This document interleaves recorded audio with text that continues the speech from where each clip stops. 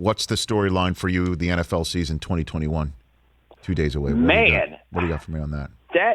I am curious, number one, honestly, how the Patriots are going to look with Mac Jones, because he's one of these guys that I feel like is really hard to forecast because nothing he did in college looks special. Not that he was not good, but the things that jump off the screen for you about a great college player, that's not his game. It's like if it's going to work, it's just going to be that he's remarkably efficient, and it's hard to tell how well somebody's going to do there in that way. But if he is halfway decent, I mean, this is still Bill Belichick, right? Like, this is still the Patriots. They went and reloaded a bit and got some guys. Like, I want to see how they wind up looking. The other story is, for me, sticking with quarterbacks in that division, yes, sir. I was a Josh Allen skeptic, and I guess to a degree I remain a little bit of a Josh Allen skeptic. But if he plays even close to as well as he played last year, the rest of that squad is loaded. They're right up there with the Chiefs in the AFC if he can maintain the level of play that we saw from last year. Well, at week 5, in the same way that we're talking about, hey, it's all about who wins Georgia, Alabama from, for a game that we are assuming will happen in December. We know week 5, it's Bills and Chiefs.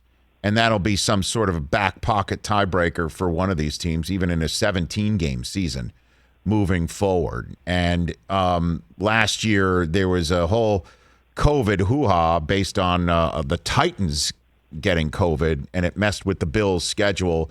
And the Bills and Chiefs were a reconfigured game that it didn't really feel like. That was the one where the Chiefs ran it down the Bills' throat. I think they ran the same running play like 90 times and just jammed it right down Buffalo's throat. I would proffer to say there could be a different result this year, but that's basically what a lot of people think the AFC shooting match could be for.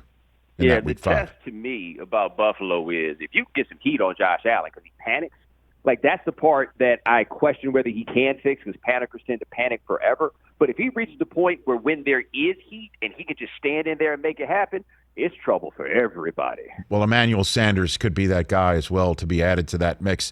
What do you think, Bomani Jones, of the Browns' chances in 2021 here? I mean, we all got the same problem, and it's that they're the Browns. Like, if they're not the Browns, all of our answers feel completely different because it feels like we've been hoodwinked, just by the idea of the Browns before. It's like with me and the Falcons. You're not getting me to fall for that again. I don't care how many Pro Bowlers. They can have 53 Pro Bowlers. I'm not falling for this. I've seen this movie far too many times.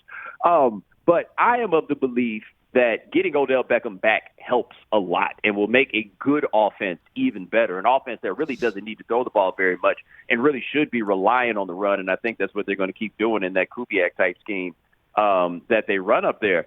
That plus the defense they seem to have, like they should be right up there. And I really feel like if they wore any other jersey, that's the way that we would talk about them.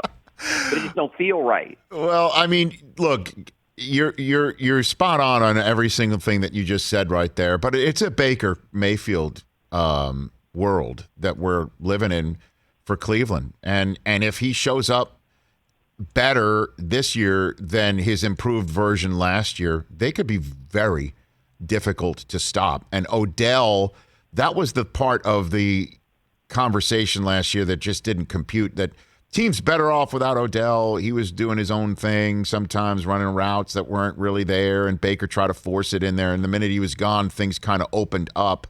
I'm not going to buy that. I won't buy that because he's such a difference maker. That Odell winning comeback player of the year to lead the Browns, I don't know if that's pie in the sky stuff, but that would be something else. That would be something else, Bomani. Yeah, I feel like the only people who are making those arguments about Odell Beckham are people who are mediocre themselves. Like, only mediocre people try to sit around and try to figure out how it is that this excellent person is actually bad for the larger operation.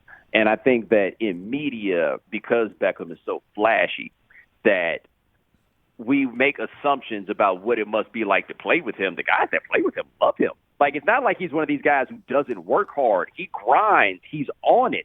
And if Mayfield can't figure out how to do this with Beckham out there, then the problem is ultimately on Mayfield. But I think that they're going to set up an offense that doesn't require Baker Mayfield to do very much. And if he doesn't have to do very much and just has to do those things well, I think that's something that he can pull off. You know, is the greatest teammate, one of the greatest teammates I've had is Dion. And when he first came into NFL Network, you heard, well, he's Dion, he's flashy, he's this, he's that. Everybody loves the guy. Playing, working with him. I don't understand the way the flashiness comes to be. I guess if somebody is more is an individual pounds of chest or something like that, that suddenly you're viewed as is not, as you point out, an excellent part of the collective. I don't get that one. Even if you get a guy like Terrell Owens, where the problem with Terrell Owens wasn't that everybody hated him, it's that some people hated him and the rest of the guys loved him, and then you had an issue. Like, if everybody could get behind hating him, it wouldn't be a problem, right? There wouldn't be anything that wound up being divisive, but a cat like him works so hard, and you know he's going to bring it every time. And I find, especially with football players, if they know you're going to bring it, they'll let a lot of stuff go. Hey, you watched all the way to the end. Thanks for that. Watch more right here.